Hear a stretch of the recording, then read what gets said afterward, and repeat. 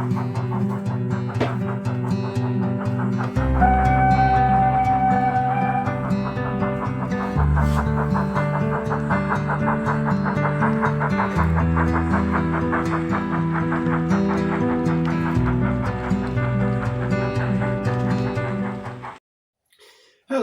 and welcome to Skendleby, my 1930s based railway set in a fictitious Yorkshire Dales.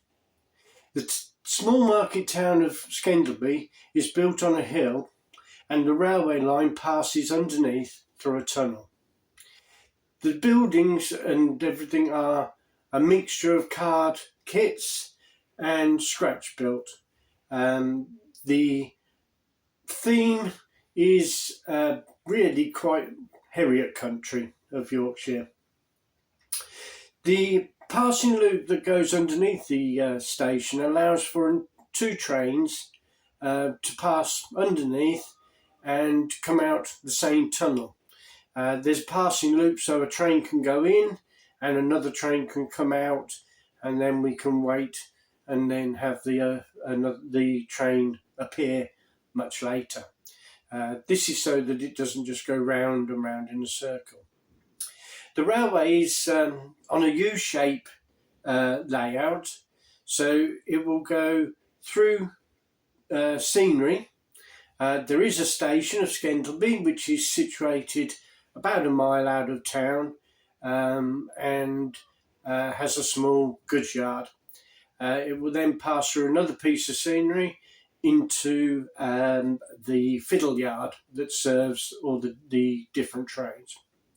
It's a two-track, sort of semi-fast ex-Midland railway during the early LMS period.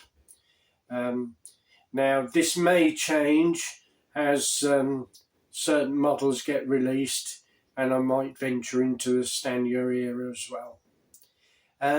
So let me take you for a walkthrough of Skendleby and explain what we plan for the future. So this is Skendleby, my imaginary town, or rather, it's a large village really. It's based on various places. If you see recognise any of it, then if you'd like to put it in the comments below, that would be nice to know that I've actually managed to achieve something along those lines. So Skendleby is up on a hill, and the railway comes in underneath the village, or bypasses the village by a tunnel. Now within the tunnel is a reversing loop, so that the trains basically go underneath there. There's a couple of sidings or loops so that I can run a number of trains at a time, so it's not just the same train going round in a circle. Now the idea is that the railway will continue, and it comes out of the tunnel and it passes through the dales and passes over a viaduct. The viaduct is over the top of a river, excuse my finger there, and has a waterfall in the background.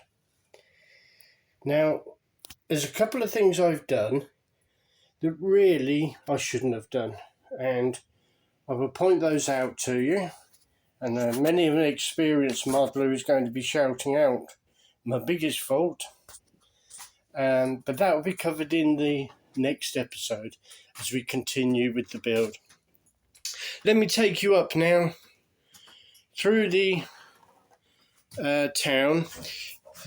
We have the old forge that has now been converted into a petrol station. This being the 1930s, by the way, so it's all stone built. We haven't started the introduction of brick buildings into the village. It's all been built in local stone. We had the river with the bridge going over it into the town, and as with all Yorkshire bridges, they come complete with sheep traffic jams. We then come in past the back of the hotel with the seating at the back and the only garden on this side of the village. And then we come through and we have the market square, and today we have the market going on.